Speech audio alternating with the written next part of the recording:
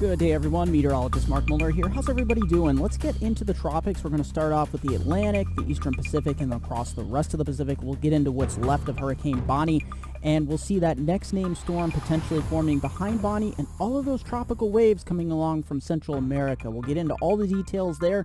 Is the Atlantic going to remain quiet for much longer? We'll take a look at that, and we'll take a look at also the big severe weather going on across North America. Let's get into it. And in the Eastern Pacific, it's this area here into the red and fuchsia colors. I pretty much have near a 100% chance of development and Vest 95 here. So definitely watch out for that, and you'll see Bonnie on the way out and more systems behind Invest 95 next week. Let's get into the models. So as we take a look at the tropics here, definitely looking at, we might be looking at something here along the East Coast. That's why I have about a 5 to 10% next week. But, for the most part, we're really not looking at much of anything across the Atlantic basin. The big story is going to be in the Eastern Pacific. All right, so taking a look at across the Atlantic, there you can see that haziness. That is the dust that's spreading across the Atlantic here, so keeping things a little stable. Definitely, some of these waves, they look okay, but definitely nothing to write home about here. We have a little bit of a system that's left here, the one that around Puerto Rico that brought all those heavy rains. And we'll have to watch, the stalled out frontal boundaries here along the East Coast as we go in time. So here we go, Eastern Pacific. Look at this. So we got Bonnie, Hurricane Bonnie, on its way out. Definitely going to be heading some cooler waters, definitely keeping these wave action, these wave heights up. But look at this. We have a tropical wave near Puerto Vallarta here. So yeah, there's some heavier rains, some thunderstorms. I don't expect this to develop, though. That's the good news. And look at this big old mess down here. We have another one here that's expected to develop. The ITCZ here is really cranking up a notch here. Look at that. So Bonnie heads out there on weekends. This next system becomes kind of a weak open low. Invest 95 at this point. Take a look at all of these, tropical waves, tropical disturbances in here. And it gets cranking into something. It probably will make it eventually into the Central Pacific. A little bit interesting there. Sometimes we have to watch these for Hawaii, and we'll continue to watch it here. Here's another system here into the Southern Caribbean. This is for Sunday, July 10th. But as you notice, each day you get the daytime heating. See the monsoon right up along the coast here. This is indicative of how much moisture is coming in here from the tropics. And as you can see, we continue...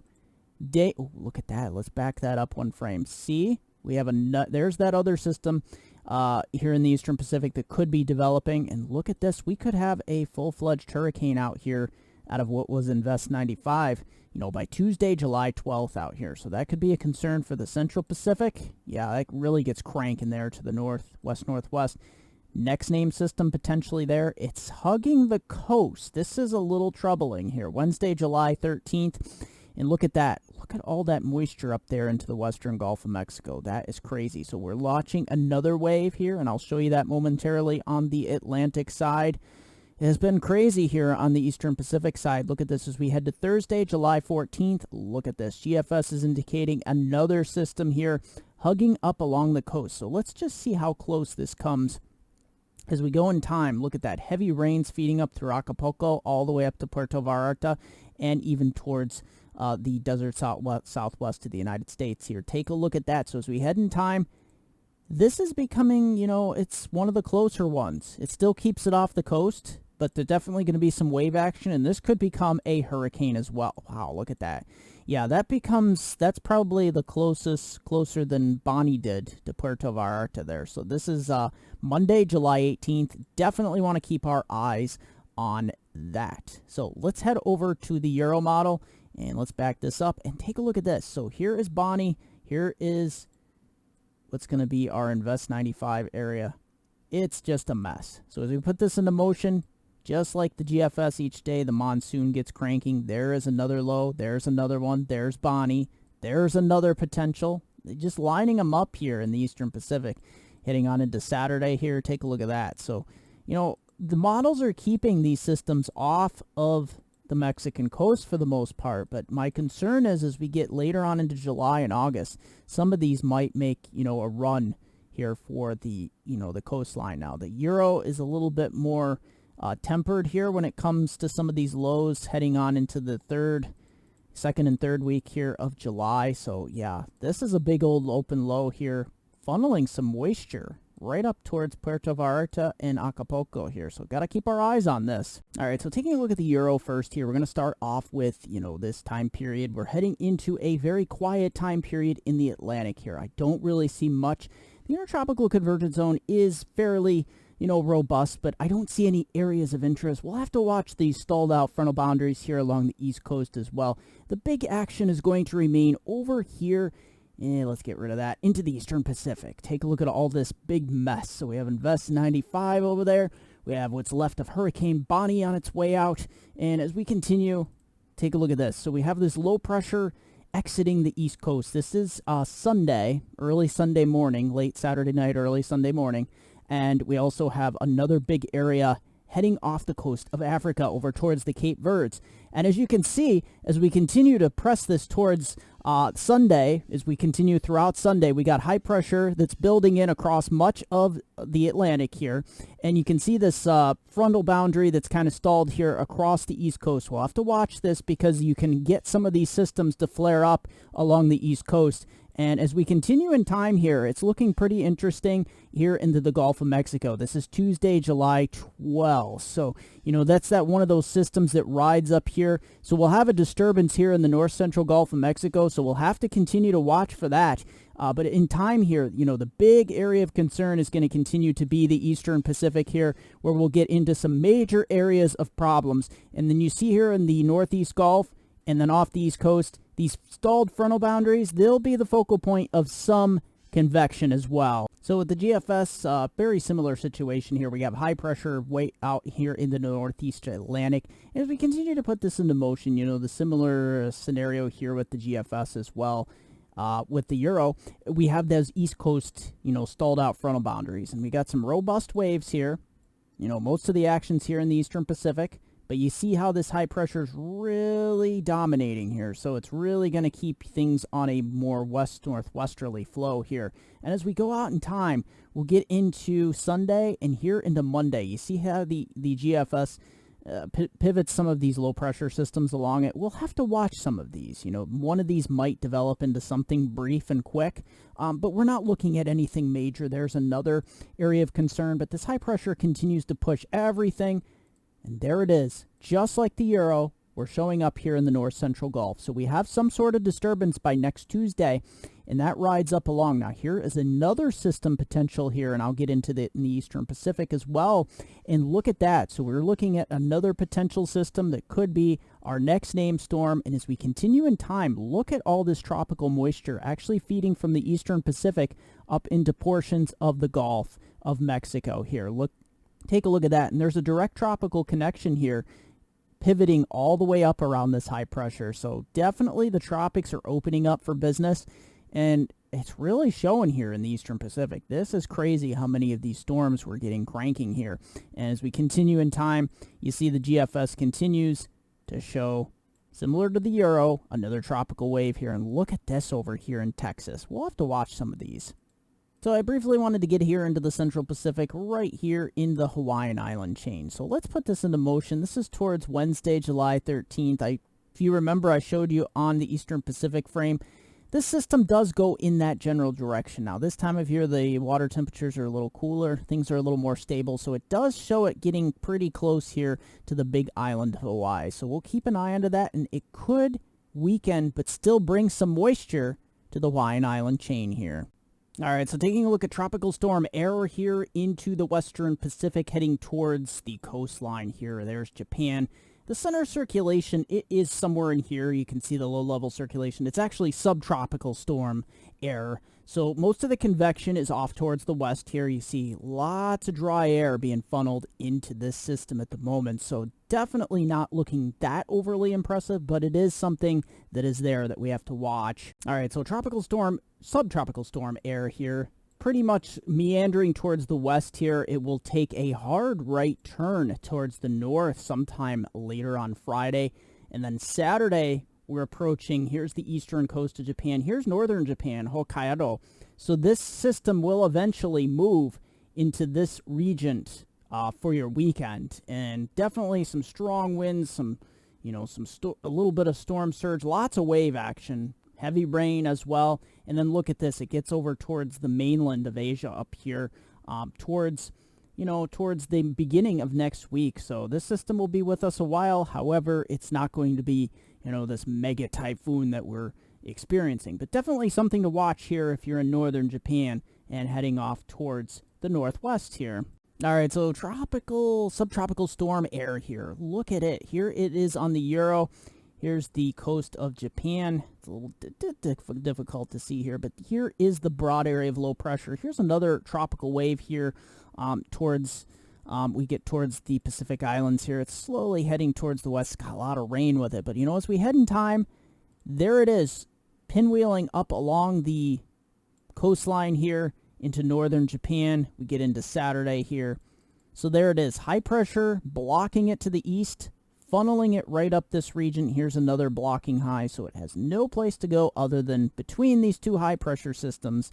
And you can see it the Euro kind of just fizzles it out by this point. So, just leaves some residual rainfall behind. But look at the intertropical convergence zone out here. Definitely becoming alive. So we're going to have to watch, later on as we get in later July and August, September over towards the Philippines, and the rest of Asia here and Japan for some big typhoons. All right, severe weather outlooks. Look at this. So this is for your Friday, TGIF, the Ohio Valley, most of Kentucky there, into southern Ohio and Indiana, and northeastern Montana here, and across much of the southeast. So as we get into your weekend here, your Saturday, this is what we're looking at. Strong storms across the northern plains. We'll have a marginal threat here into the southeast. But, as we head through day 4, look at this. This is big when you have this show up on day 4. This is the northern Midwest here, Minnesota, the Dakotas, over towards northern Wisconsin. So gonna watch out for that. That is big. And look at that, day 5. Yeah, broken record. Not good news for the upper Midwest here. You're really getting pummeled with lots of severe weather as of late. All right, and the big old severe weather here, we're going to be looking at a couple areas, of course. You can see up here into the northern upper Midwest, and we'll be looking into parts of the Ohio Valley and the southeast here. Let's take a look. So as we take a look here, our big concern here is going to be into parts of, let's take a look, starting Friday here. So yeah, this is 10 a.m. Friday. Take a look at this. So we have clusters of thunderstorms here in the Ohio Valley. This is what's going to really get this event cranking here. It's not going to be like a horrible event, but you know what? We got the chance of some problems here heading on into southern part of Ohio. This is by 1 p.m. So take a look at this.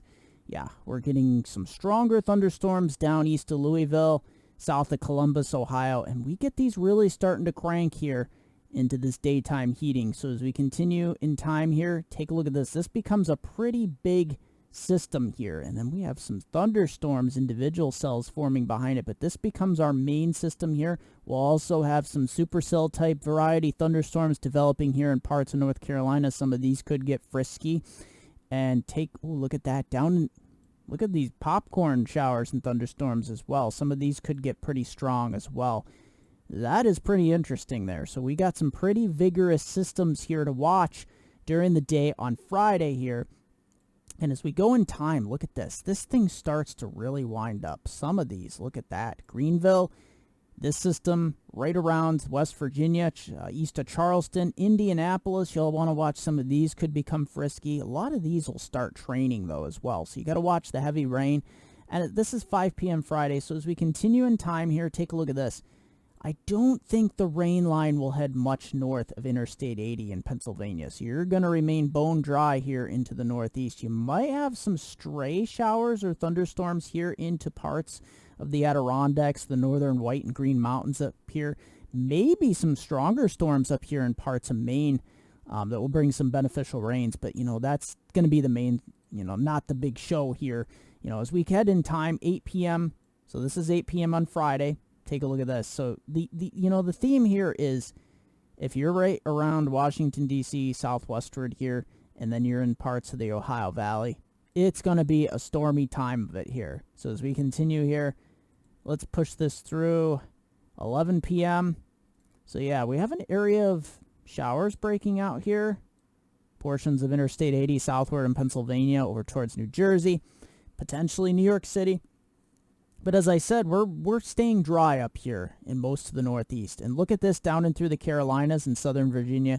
Definitely getting strong thunderstorms here in also parts of the Mississippi River Valley over here as well. Take a look at that. This is getting some craziness here. So as we continue in time here, take a look at this. This becomes more of a linear type, cluster type event here. So heavy rains as we go into 2 a.m. Saturday morning. More heavy rains over here towards Knoxville. Some of these could maintain their strong to severe thunderstorm status.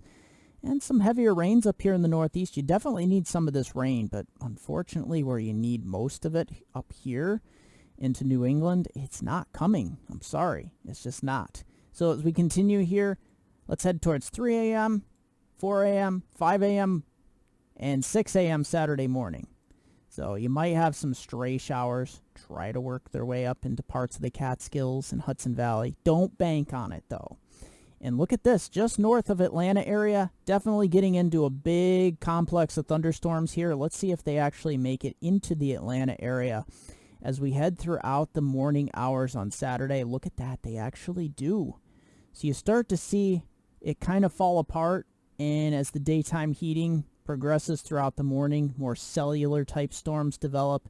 This is going to be more of a marginal threat here into Saturday.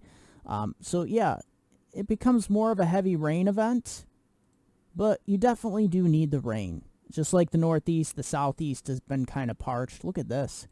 This is quite a big line developing as well. So some of these clusters still have to watch out for a marginal risk of severe weather. All right, leading into the heat here, look at that. That is the big story here building across the Southeast. And I'll get into these maps here exactly just how much heat we could be looking at. All right, so as we get into the heat, the big heat story here, the Southwest heading on into the southern states, southern plains. This is for your Friday. TGIF, definitely nice and temperate across the Midwest and the Northeast, despite conditions being so dry. Look at this. Definitely looking 70s like across the Northeast, but definitely looking the heat is on way up into the Dakotas. This is going to feed, some new severe weather outbreaks here as we head in time. We head on into your Sunday here. Take a look at this. It's just picture perfect here across the Northeast. If you're out here in the plains in the South, south of this line, I feel really bad for you because look at this. This is like 104, 105 degrees here in western Kansas. 106, 100. These are temperatures in the shade, people. This is craziness, and this heat's just going to continue to build. Let's take a look at this as we head on into Monday. This is just dangerous. Look at this. 107 degrees in Dallas-Fort Worth. This is just insane. 101 in Wichita, 107. This is unbelievable. We even start to warm it up here, unfortunately, into the Northeast. Look at this. Mid to upper 80s here into the Northeast. And as we get into Tuesday of next week, look at this. This is crazy. I can't find, maybe north of this line, it's in the 70s, but that's a very tiny portion of the United States. Look at this. We're just boiling it here. Swelter. Boil the heck out of everything. Look at this. This is insane. And we get into look at this, Wednesday, July 13th. We get a little shot of cooler air with that next system. So that'll bring you some relief here in the Northeast and Midwest. Thankfully, you live up here. If you don't, you're just going to, look at that west there. You're just going to be sweltering in this big old area. And my extended outlook, upper Susquehanna River Valley, Binghamton to Scranton, Friday through Tuesday. Look at this. Sunny, sunny, sunny, sunny, sunny. Pretty much every day we're dealing with sunny skies here. We might have a chance of some late-day thunderstorms on Tuesday with a frontal boundary around the Ring of Fire, but you know what? The drought definitely is starting to slowly set in here. We're not at full drought status yet, but it's definitely getting those lawns dry and crispy, those creeks just bone dry along with the Susquehanna River. We're definitely looking temperatures, cooling down a little for the weekend, but look at that. That's good sleeping weather by Sunday morning, 49. And look at that. We bounce up towards the mid-80s by Monday and Tuesday. As always, I want to thank you for joining me for this edition of Weather Eastern. Don't forget, if you're new to the channel, subscribe, smash that bell button for notifications, smash the like button. It gives the video a lot more exposure. Question or comment down below. I'd love to keep the weather conversation going. Facebook, Media Mark, also Weather Northeastern on Facebook. Also, Hurricane Northeastern to follow my tropical page. It's also Susquehanna Weather for my localized weather viewers, and on Twitter at Weather Eastern, MediaMark.com, WeatherNortheastern.com.